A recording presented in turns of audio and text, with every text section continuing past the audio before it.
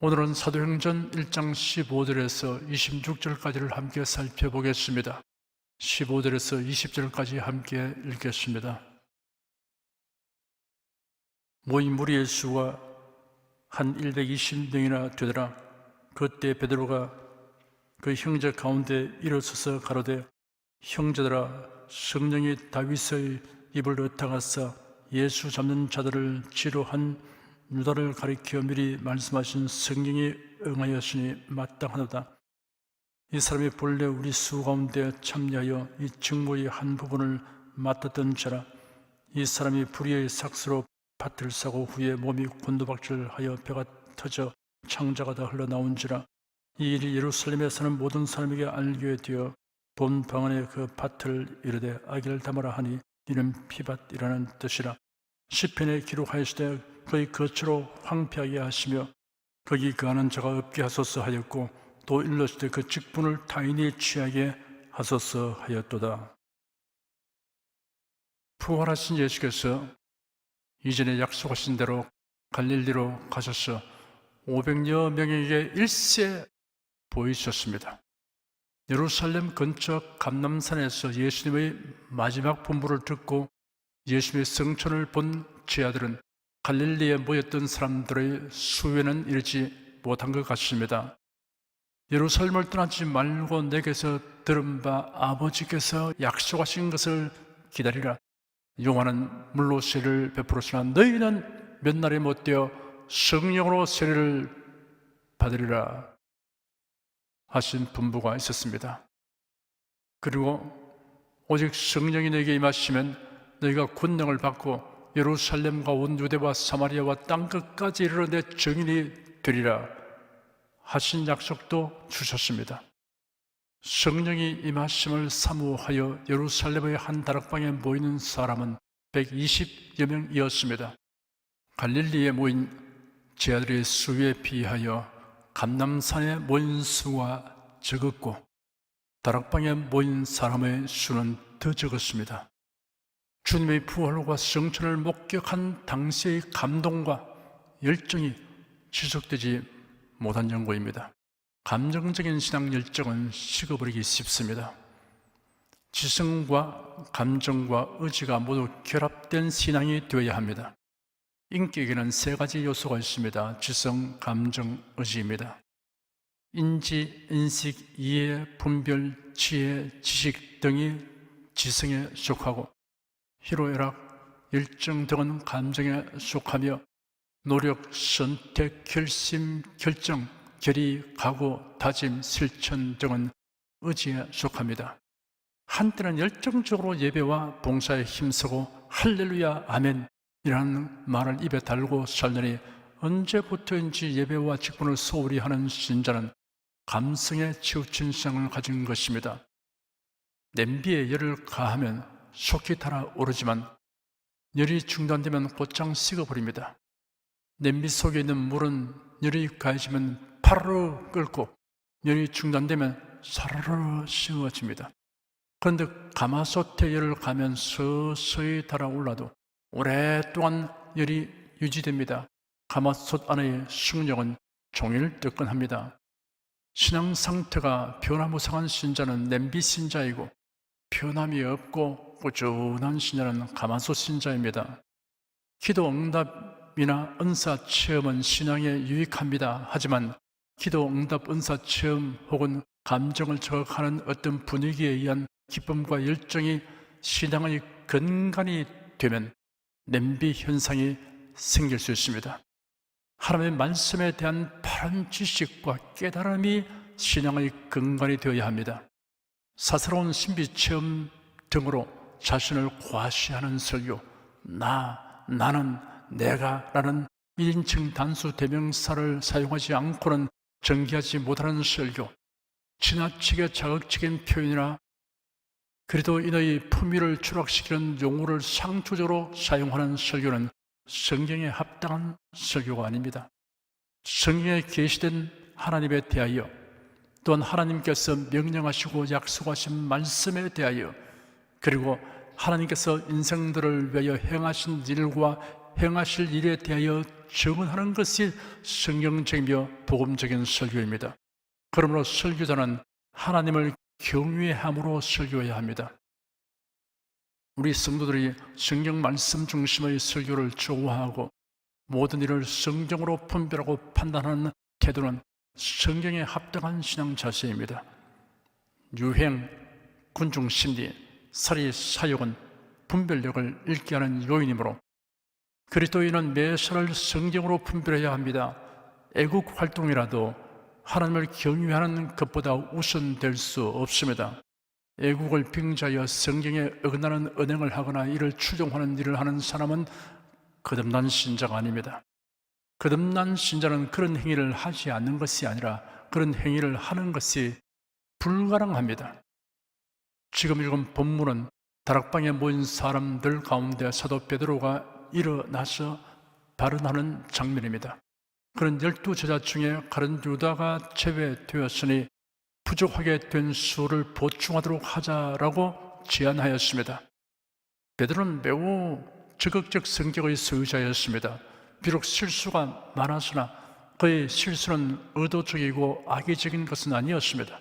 그의 장점은 잘못을 솔직히 인정하고 뉘우치는 점입니다. 가룟 유다는 예수님을 체포하도록 돕는 대가로 제상들로부터 은 30을 받았습니다.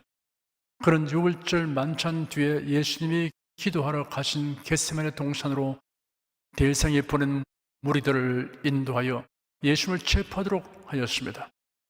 가룟 유다가 예수님을 팔아 넘긴 이유에 대한 몇 가지 견해가 있습니다. 첫째는 탐욕 때문이라는 견해입니다.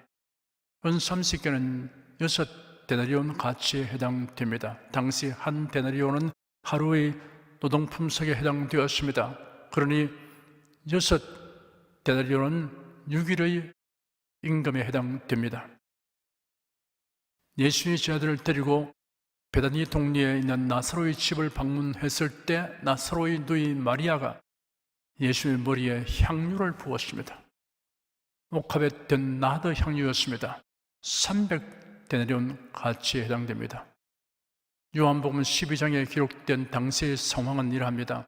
6월절 6일 전에 예수께서 베다니에 오시니 그곳은 예수께서 죽은 자 가운데서 살리신 나사로가 사는 곳이었습니다. 거기서 예수님을 위하여 잔치를 베풀었는데 마르다는 시중을 들고 있었고 나사로는 예수님과 함께 식탁에 앉은 자들 가운데 있었습니다. 그런데 마리아가 매우 값진 순전한 나드 향유가 들어있는 옥합을 가져다가 예수님의 발에 붓고 자기 머리털로 그분의 발을 닦았으니 그 집에 향유 냄새가 가득하였습니다. 사도 요한은 가룟 유다가 이때 발설했던 말과 함께 가룟 유다가 어찌하여 그런 행동을 했는가를 부연 설명하기를 제 아들 가운데 하나로 그분을 넘겨줄 가룟 사람 유다가 말하기를 왜 이 향유를 300데나리온에 팔아 가난한 자들에게 주지 않는가 하니 그가 이렇게 말한 것은 가난한 자들을 생각해서가 아니라 그가 도둑임으로 돈 주머니를 막고 있으면서 거기에 넣은 것들을 훔쳐내곤 하였기 때문이다 하였습니다. 이를 미루고 생각할 때 가룟 유다는 돈에 대한 과도한 탐욕을 가졌고 이를 억제하지 못하였음을 알 수 있습니다. 가룟 유다의 행위는 돈을 사랑하는 탐심이 얼마나 무서운 범죄를 저지르게 하는가를 증명하는 그 한 예가 될 것입니다. 둘째는 환멸을 느낀 데서 오는 정오심 때문이라는 견해입니다. 유다라는 이름에 가룟이라는 명칭이 부과되어 있습니다. 가룟의 의미는 다양하게 해석됩니다. 그리옷 출신의 남자라는 의미로 해석되며 아람어로 가룟은 거짓말쟁이라는 의미가 있습니다. 가룟 유다는 열심당원이었다는 설이 있습니다. 열심당은 기원 1세기에 활동한 광신적 민족주의자들의 조직이었습니다. 유대인 역사가 요세푸스는 로마에 반항한 과격파로서 유다 반란에 활동한 일파에 대해 열심당이라는 명칭을 기록했습니다. 예수님 시대 라틴어로 시카리로 불리는 일당도 열심당에 속하였습니다. 시카리는 당금을 품고 다니는 자, 자객이라는 뜻을 가지고 있습니다. 그러하다면 가룟 유다는 과격한 민족주의자로서 예수님이 유대 나라를 로마의 압제에서 벗어나도록 큰일을 하실 것이라고 바랐는데 그 기대가 무너지고 실망이 다가오자 충성의 환멸과 정으로 변했던 것이라는 설명입니다. 셋째, 예수님을 하루빨리 정치적 메시아로 등장시키기 위한 야심을 이루기 위한 엉뚱한 행동이었다는 견해입니다. 그런 저는 예수님이 결코 체포당하지 아니할 것이고 또 이어 체포하러 온 무리들에게 권능을 행하셔서 단번에 그들을 처리하실 것으로 예상했다는 것입니다. 그리고 이스라엘을 로마의 압제에서 벗어나게 하실 메시아이신 예수님의 의도에 이 사건이 도화선이 되어 급속하게 거사가 진행되도록 유도하려는 것이었다는 설명입니다. 어쨌든 그런 유다 사건을 우리가 반면교사로 삼아야 하고 이로 인한 교훈을 마음 깊이 새겨야 합니다. 요점은 두 가지입니다. 첫째는 하나님의 뜻에 합당하게 하나님을 섬겨야 한다는 교훈입니다. 하나님을 자기 중심으로 섬기려고 하면 옳지 못한 경향이나 해로운 현상을 초래하게 됩니다. 하나님을 헛되이 섬기는 결과를 초래하게 됩니다. 가론들은 자기 중심으로 뜻을 세우고 자기 중심으로 주님의 말씀을 해석하며 자기 중심으로 일을 주인했습니다.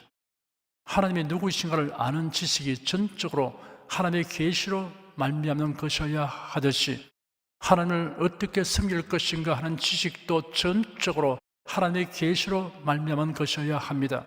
그 계시가 성경에 기록되어 있습니다. 하나님께서 모세를 통하여 주신 율법이 그것입니다. 그 율법의 핵심은 너는 나 외에는 다른 신들을 내게 있게 말지니라. 너를 위하여 새긴 우상을 만들지 말고 그것들에게 절하지 말며 그것들을 섬기지 말라. 너는 너희 하나님 여호와의 이름을 망령되이 일컫지 말라. 나 여호와는 나 이름을 망령되이 일컫는 자를 죄 없다 하지 아니하리라 입니다. 이 세 가지 계명이 모든 계명의 근간입니다. 하나님의 선민 이스라엘은 이런 율법을 팔았음에도 불구하고 이를 등한히 여겼습니다. 애굽에서 해방되어 나온 그들이 시내산 아래에 머물 때 하나님께서 시내산 위에 강림하시어 사람의 음성으로 이스라엘 자손들에게 십계명을 선포하셨습니다. 그리고 모세를 시내산 위로 부르시고 40일 동안 수많은 계명과 제사법을 말씀하셨습니다. 백성이 모세가 산에서 내려오미 더딤을 보고 모여 아론에게 요구하기를 일어나라, 우리를 인도할 신을 우리를 위하여 만들라. 이 모세 곧 우리를 애굽 땅에서 인도하여 낸 사람은 어찌 되었는지 알지 못함이니라 하였습니다. 모세가 산에서 내려오미 드디 있다는 판단은 어디까지나 그들의 예상과 기준에 의한 것입니다. 사람이 자기 나름대로의 기준을 세워놓고 하나님이 하신 일을 판단해서는 안 됩니다. 우리가 기대와 소원을 가지고 하나님께 아뢰를 수는 있지만 결정은 하나님의 주권과 섭리에 맡겨야 합니다. 아론은 지도자로서 무능함을 노출시켰습니다. 지도자는 예와 아니오를 분명하게 말할 수 있어야 합니다. 타협적인 방법이 필요할 경우도 있지만 원칙을 무너뜨려서는 안 됩니다. 결코 타협해서는 안 되는 것이 있습니다. 그러므로 확고부동하고 분명한 지도 이념이 있어야 합니다. 아론은 백성들이 우리를 인도할 신을 우리를 위해 만들라는 요청에 대해 너희 아내와 자녀의 귀의 금고리를 빼어 내게로 가져오라고 요구하였습니다. 어쩌면 아론은 신을 만들어 달라는 백성들의 요구를 정면으로 거부하지 못하고 그들에게 기증품을 가져오게 함으로써 그들의 재물에 대한 애착심을 자극하여 그들 스스로 우상을 만드는 일을 포기하도록 유도하려 했을지도 모릅니다. 그러나 이것은 전혀 지도자로서 취해야 할 태도가 아니었습니다. 아론 자신은 누구 바라도 하나님의 명령을 잘 알고 있었고 또한 그것을 백성들에게 가르쳐야 할 입장에 있었습니다. 그럼에도 불구하고 그런 백성들의 요구를 단호하게 거절하는 확고한 신앙의 자세를 취하지 못함으로 자신뿐만 아니라 모든 이스라엘을 우상 숭배의 길로 이끄는 결과를 초래했던 것입니다. 여기서 우리는 아론의 우유부단한 처세술이 결국 모든 이스라엘 백성의 우상을 숭배케 하는 결과를 가져왔음을 알 수 있습니다. 신앙과 불신앙 두 사이에서 머뭇거릴 이유가 없습니다. 지도자는 다수의 의견을 존중하되 그릇된 것을 요구하는 다수를 두려워하지 말아야 합니다. 아론은 백성들이 내어놓은 금으로 송아지 형상을 만들었습니다. 백성들이 내어놓은 금은 애굽에서 나올 때 애굽 사람들로부터 받아낸 것입니다. 하나님께서 이 같은 폐물을 애굽 사람들의 손에서 받아내게 하신 이유는 첫째는 성막과 그 기구들을 만드는데 흠물로 되도록 하기 위함이고, 둘째는 백성들이 넉넉한 생활을 하도록 하기 위해서입니다. 그런데 이스라엘 백성들이 하나님의 주신 소유물을 남용하고 악용하였습니다. 우상을 만드는데 자기들이 금폐물을 아낌없이 내놓는 사람을 볼 때 하나님을 섬기는데 인색한 사람은 부끄러워해야 합니다. 백성들은 금송아지 형상을 보고 이스라엘아, 이는 너희를 애굽 땅에서 인도하여 낸 너희 신이로다 하였습니다. 백성들은 눈에 보이는 신을 원했습니다. 이는 오랜 기간 애굽 생활을 통해 그들이 눈에 보이는 우상들을 접했기 때문에 눈에 보이지 않는 하나님을 섬기는 것은 막연하고 힘들었습니다. 이스라엘 자손들은 하나님의 임재의 상징으로 금송아지를 만들었을 것입니다. 하지만 이는 분명한 우상 숭배 행위입니다. 이스라엘 백성들은 하나님을 금송아지라는 형상 위에 거하게 하려는 잘못을 범했던 것입니다. 이 금송아지 숭배는 그 후 이스라엘 역사에서 사라지지 않고 끈질기게 반복됩니다. 아론은 금송아지 앞에 단을 쌓고 내일은 여호와의 절일이라고 공포하였습니다. 여호와의 축제일이라는 말입니다. 아론은 금송아지 형상을 만든 다음 날을 여호와의 명절로 선포함으로써 오히려 이스라엘의 범죄를 부추기는 결과를 낳았습니다. 백성들의 환심을 살해했거나 아니면 그들을 두려워한 탓에 취한 조처였을 것입니다. 그것은 우상 숭배를 미화시킨 변명에 불과합니다. 백성들은 금송아지 우상 앞에서 먹고 마시며 일어나서 뛰놀았습니다. 그들은 먹고 마시며 춤추는 세상 풍조를 따라 행하였습니다. 신령과 진정한 예배는 육적 즐거움을 추구하는 것이 아닙니다. 오늘날 교회가 인본주의적인 즐거움을 갖기 위한 행사들과 친목 모임에 치우치지 않도록 조심해야 합니다. 서로 교회의 성장을 목표로 한다고 해도 거기에는 함정이 있습니다. 금송아지 우상 숭배에 대한 하나님의 징벌로 인하여 3,000명가량이 죽었습니다. 그러니 하나님의 징계를 수없이 받았지만 그 고질적 병폐는 가나안 땅에 정착한 후에도 버리지 못했습니다.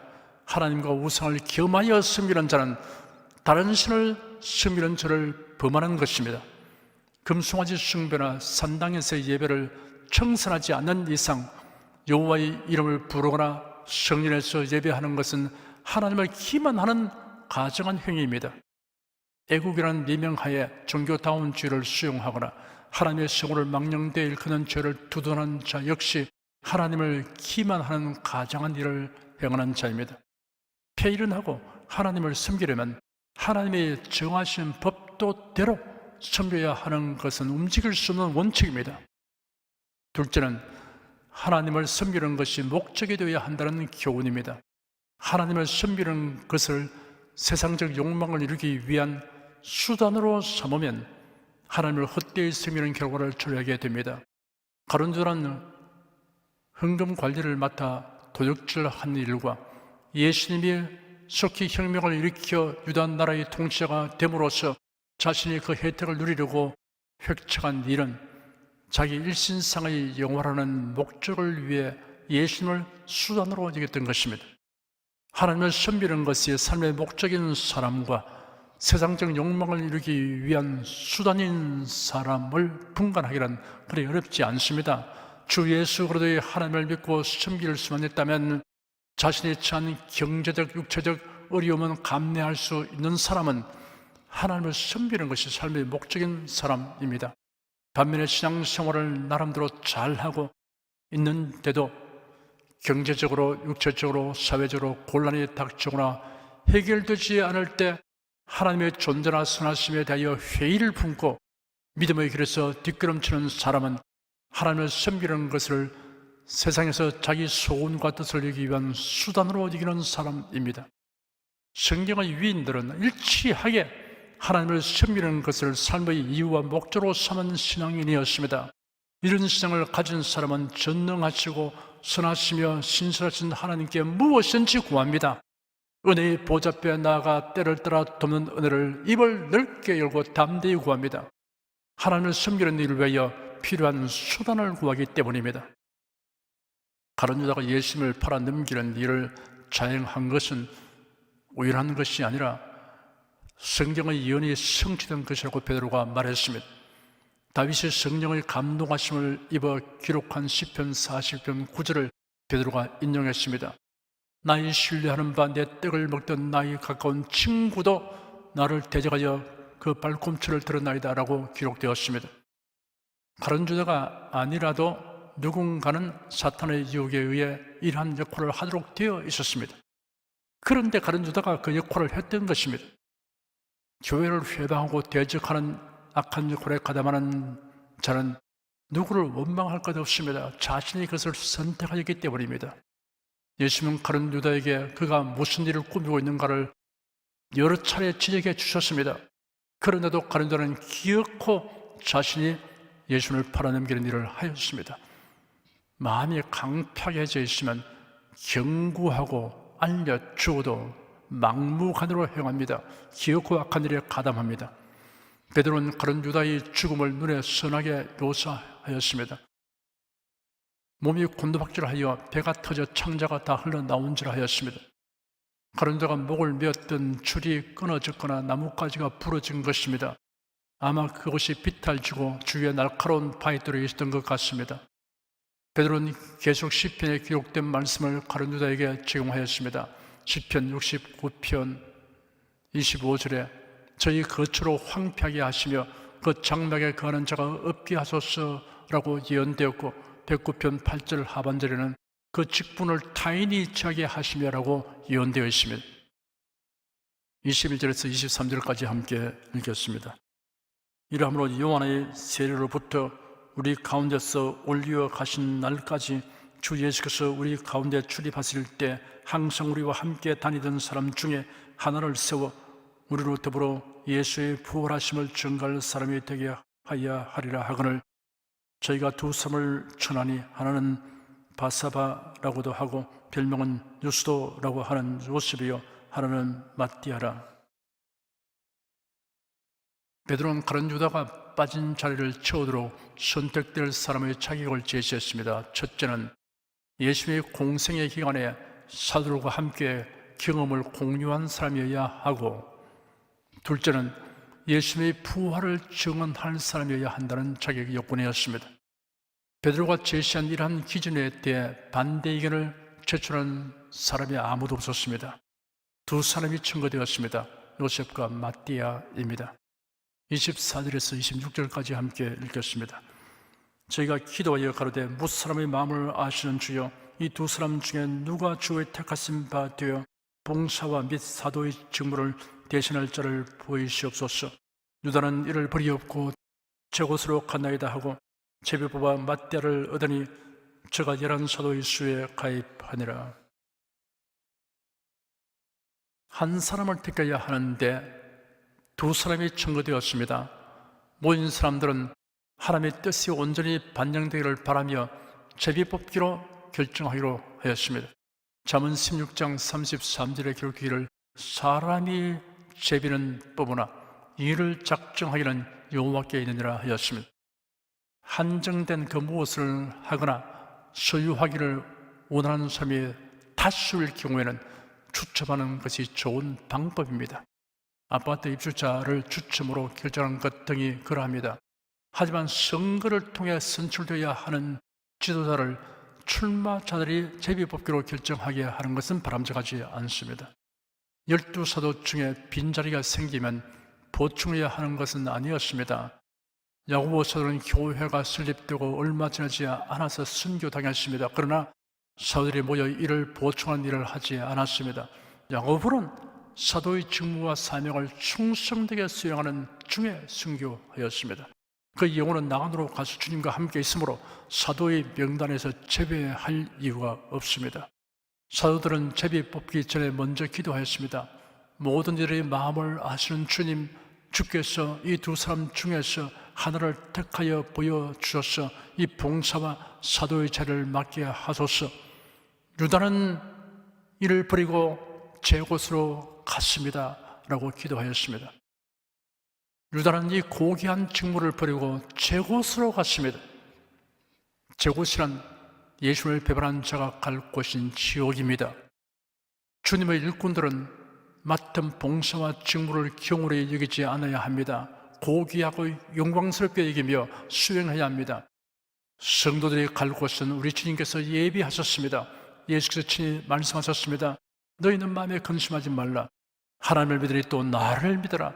내 아버지 집에 거할 곳이 많도다. 그렇지 않으면 내게 일렀으리라. 내가 너희를 위하여 처소를 예비하러 가노니 가서 너희를 위하여 처소를 예비하면 내가 다시 와서 너희를 내게로 영접하여 나 있는 곳에 너희도 있게 하리라. 성도들도 이 세상을 떠나면 제 곳으로 갑니다. 그 제 곳이란 예수님 계신 곳입니다. 아버지의 집입니다. 할렐루야. 기도하겠습니다. 하나님의 뜻에 합당하게 매사를 행하는 것이 순리대로 사는 것임과 하나님의 선하시고 기뻐하시고 오늘의 뜻을 성경을 통하여 분별할 수 있음을 감사합니다. 또한 우리의 삶의 목적이 하나님을 섬기는 것이며 모든 일은 하나님을 섬기기 위한 수단이라는 것을 배우고 깨닫게 하여 주니 감사합니다. 이처럼 삶의 원칙과 원리를 쫓아 적극적으로 행동하도록 성령께서 우리를 붙드시고 인도하여 주시옵소서. 주 예수 그리스도 이름으로 기도드립니다. 아멘.